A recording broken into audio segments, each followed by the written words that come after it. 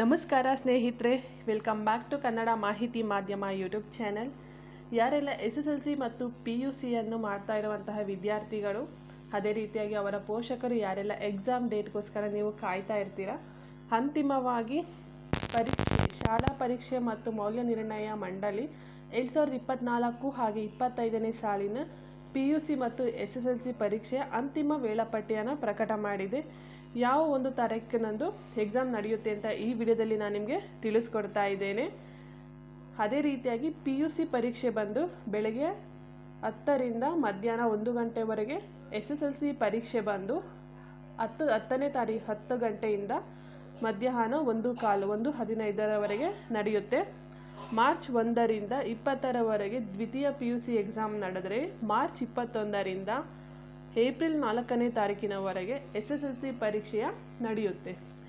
ಯಾವ ಒಂದು ತಾರೀಕಿನಂದು ಯಾವ ಒಂದು ಸಬ್ಜೆಕ್ಟ್ ಬರುತ್ತೆ ಅಂತ ಮುಂದೆ ನೋಡೋಣ ಬನ್ನಿ.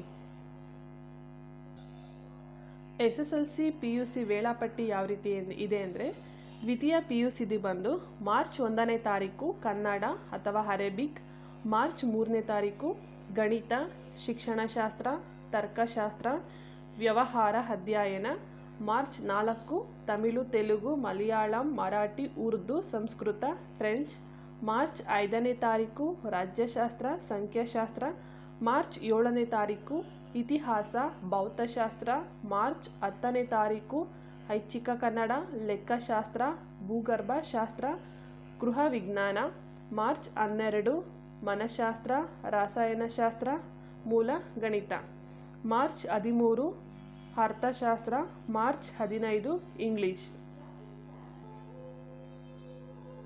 ಮಾರ್ಚ್ 17 ಭೂಗೋಳಶಾಸ್ತ್ರ, ಮಾರ್ಚ್ 18 ಜೀವಶಾಸ್ತ್ರ, ಸಮಾಜಶಾಸ್ತ್ರ, ವಿದ್ಯುನ್ಮಾನಶಾಸ್ತ್ರ, ಗಣಕ ವಿಜ್ಞಾನ, ಮಾರ್ಚ್ 19 ಹಿಂದೂಸ್ತಾನಿ ಸಂಗೀತ, ಮಾಹಿತಿ ತಂತ್ರಜ್ಞಾನ, retail, automobile, health care, beauty and wellness, March 20ನೇ ತಾರೀಕು Hindi.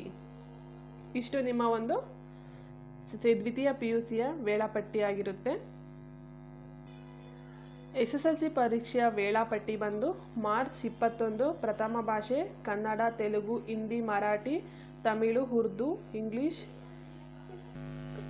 English NCERT, Sanskrit, March 24 ಗಣಿತ, ಸಮಾಜಶಾಸ್ತ್ರ, ಮಾರ್ಚ್ 26 ದ್ವಿತೀಯ ಭಾಷೆ ಕನ್ನಡ, ಇಂಗ್ಲಿಷ್, ಮಾರ್ಚ್ 29 ಸಮಾಜ ವಿಜ್ಞಾನ, ಏಪ್ರಿಲ್ 1ನೇ ತಾರೀಕು